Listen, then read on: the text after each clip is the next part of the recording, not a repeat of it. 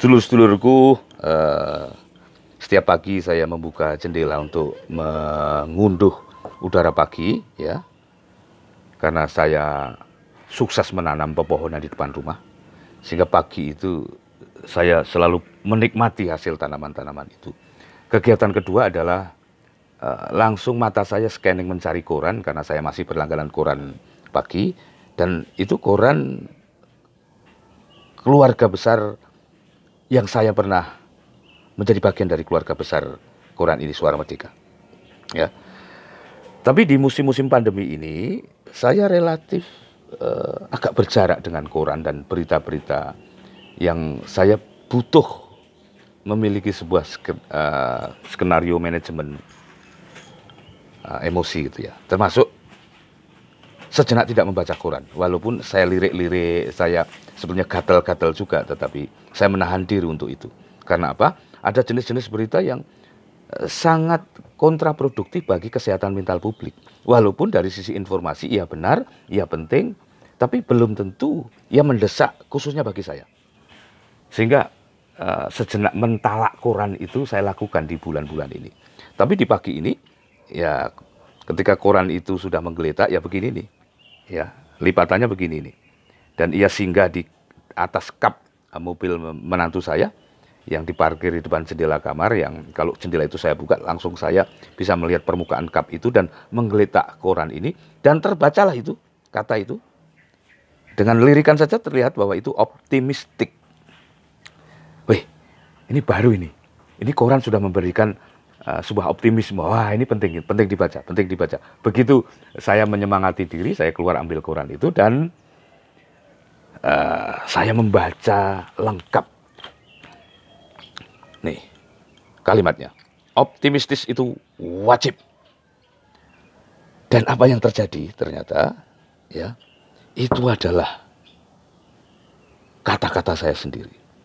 2 hari sebelumnya, ini 2 Desember, ya, berarti itu sekitar 30 atau 29 Desember.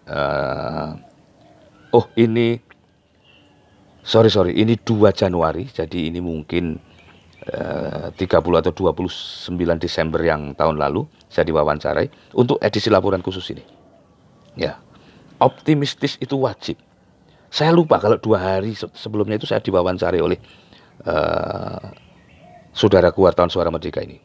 Ya, saya bacakan saja, saya bacakan. Wah, saya dulu wartawan di koran ini, sekarang saya diwawancarai sebagai orang tua. Ya, budayawan boleh lah, karena budayawan ini kan juga sebutan yang tidak jelas. Karena saya tidak punya kompetensi apapun, sehingga nebeng di balik budayawan ini aman saya. Budayawan PGS menyebutkan optimistis itu wajib. Tidak ada kata lain selain optimis, kan? Nah, itu atmosfer saya ketika saya menjawab pertanyaan ini. Kata dia saat memberi pandangan tentang menghadapi tahun 2021. Karena kata itu yang dipentingkan hari-hari ini. Masa kamu ingin pesimis? Tidak lucu toh? Nah, itu sebenarnya kata-kata saya kepada wartawan ini selaku teman, bukan sebagai penulis. Tapi ia mencomotnya sebagai bahasa oral. Ini menyenangkan juga karena ini untuk membuktikan apa yang disebut local atmosphere. Jadi ada atmosfer kontekstual.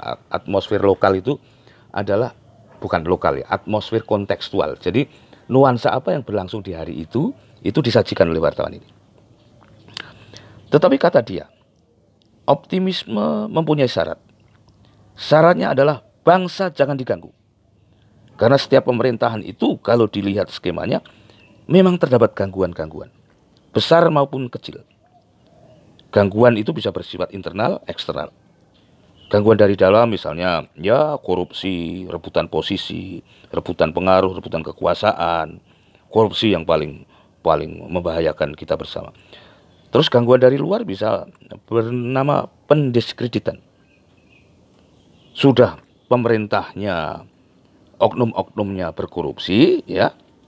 Terus dari luar dipakai pula untuk menggempur sebagai alat pendiskreditan kepada pemerintah. Ini situasi yang sangat berbahaya. Nah, itu menjadi alat untuk agar pemerintah terus bisa dianggap tidak berprestasi, layak, tidak hanya layak dikritik, kalau perlu layak dilengsarkan. Ini sangat berbahaya, ya. Optimistis itu wajib, syarat dan ketentuan berlaku. Sebab tidak ada yang gratis. Optimistis itu ada maharnya. Nah, bayar saja mahar itu. Terangnya. Saya lanjutkan. Oh, ini foto saya. Foto saya. Tua dan mulai jelek. Tapi bijaksana. Ya. Ya, kalau Anda tidak pernah dipuji orang, pujilah diri Anda sendiri. Itu akan menghibur hati. Pri menjelaskan, maharnya adalah taat asas, ya. Karena sekuat-kuat negara, jika diganggu, negara bisa lemah loh. Sudah lemah, apalagi jika diganggu, maka ia akan semakin lemah. Seperti misalnya hanya karena kita ini kecewa, lalu mengganggu negara. Wah, sabarlah ya. Vaksin belum dilaksanakan. Ya tentu mungkin ada kekurangan di sana sini, tetapi jangan divandalisasi. Ya menggosipkan, gosip loh ya. Seluruh kerja pemerintah kurang sempurna. Gosip berbeda dari kritik. Silahkan mengkritik, silahkan mencari kelemahan-kelemahan pemerintah untuk memperbaikinya. Bukan untuk makin memperlemah negara itu. Karena negara itu bapak ibu kita. Negara itu orang tua kandung kita. Orang tua kita bisa salah, tapi ia tidak boleh diperlakukan bukan sebagai orang tua kita. Itu konsep saya kepada jawaban-jawaban ini.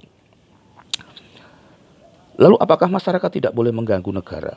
Menurut Pri, gangguan dan kritik serta partisipasi itu sama sekali berbeda. Gangguan mempunyai sifat destruktif, sementara kritik, keterlibatan, partisipasi bentuknya konstruktif. Hal itu bukan gangguan.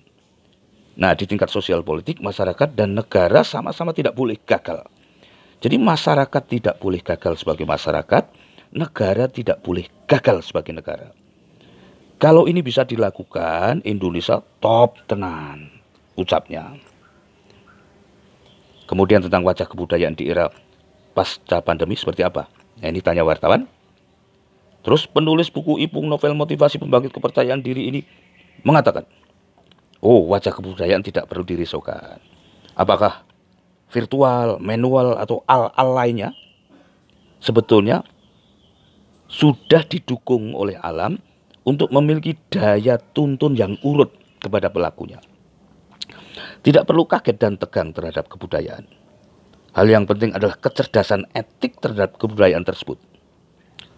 Betapa kita memahami apapun jenis kebudayaan, ya sebetulnya betapa apapun yang kita alami, saya perjelas ya konteksnya. Apapun kebudayaan sedang kita jalani itu, ya, kalau kita hadapi tanpa kecerdasan etik, selesai kita. Itu penjelasan penajaman saya agar teks ini tidak disalahpahami. Misalnya, jika mempunyai akun WhatsApp dan kita gagal beretika, bahkan WhatsApp pun bisa menjadi musibah. Begitu juga dengan Twitter, Facebook, dan lain-lainnya. Cerdas secara etika terhadap setiap perubahan, maka apa yang datang akan selalu menjadi berkah. Terlalu panjang kalau saya kutip semua ya. Intinya saya bisa juga terkaget-kaget pada omongan saya sendiri, dan saya ternyata bisa gembira juga kepada omongan saya sendiri. Jadi soal-soal yang menggembirakan itu bisa datang dari luar Anda, bisa datang dari dalam diri Anda. Ya, terima kasih. Semoga bermanfaat. Wabillahi taufiq wal hidayah. Assalamualaikum warahmatullahi wabarakatuh.